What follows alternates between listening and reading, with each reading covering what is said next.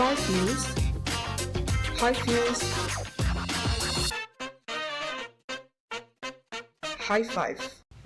Hai sahabat Kompas.com, High Five kembali lagi dengan berita dan informasi terpopuler hari ini. Dan inilah 5 berita terpopuler edisi 14 November 2025. Terowongan di Gaza bukanlah fenomena baru. Semula, lorong-lorong itu dibuat untuk menyelundupkan barang dari Mesir ke Gaza. Sistem terowongan ini membentang di bawah tanah yang disebut Israel sebagai Metro Gaza.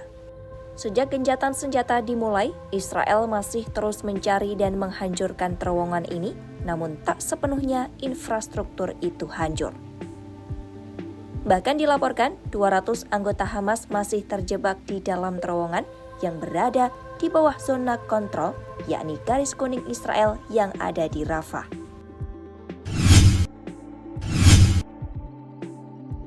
Anggota polisi aktif tidak boleh lagi menduduki jabatan sipil sebelum mengundurkan diri atau pensiun dari dinas kepolisian. Termasuk apabila ada arahan maupun perintah dari Kapolri semata. Hal ini menyusul putusan MK yang mengabulkan seluruh permohonan perkara terhadap gugatan Undang-Undang Nomor 2 Tahun 2002 tentang Kepolisian Negara Republik Indonesia atau UU Polri terkait kependudukan anggota polisi di jabatan sipil. Putusan tersebut disampaikan Ketua MK Suhartoyo dalam sidang yang digelar di ruang sidang pleno Mahkamah Konstitusi Jakarta Pusat, Kamis 13 November 2025.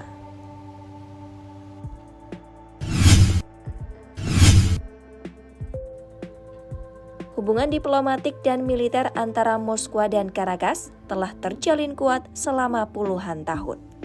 Aliansi mereka terbentuk sejak era Presiden Hugo Chavez, pendahulu Nicolas Maduro, sebagai orang nomor 1 di Venezuela.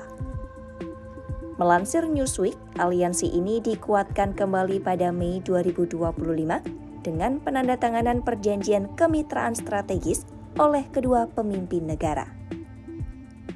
Perjanjian itu kini berada pada tahap akhir ratifikasi oleh Parlemen Rusia. Dalam komentarnya pada Selasa, 11 November 2025, Sergei Lavrov menegaskan bahwa Rusia siap membantu Venezuela sesuai dalam kerangka perjanjian yang telah disepakati.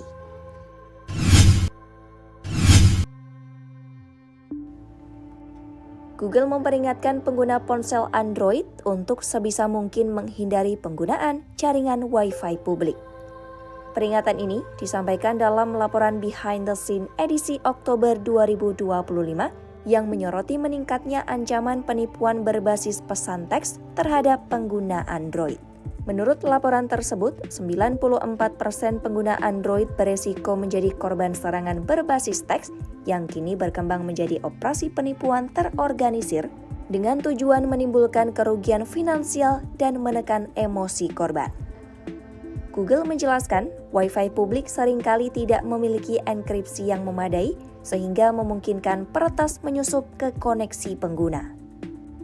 Melalui serangan jenis ini, hacker dapat mengganggu komunikasi antar ponsel dan server tujuan, mencuri data pribadi, bahkan mengalihkan koneksi ke sinyal Wi-Fi palsu yang menyamar sebagai jaringan asli.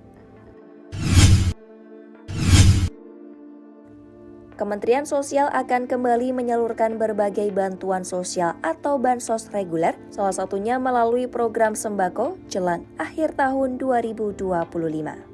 Menteri Sosial Saifullah Yusuf atau Gus Ipul memastikan setiap penerima mendapat tambahan hingga menjadi 1,5 juta rupiah. Ia menjelaskan kebijakan ini merupakan hasil pemutakhiran data berdasarkan Data Tunggal Sosial Ekonomi Nasional atau DTSEN.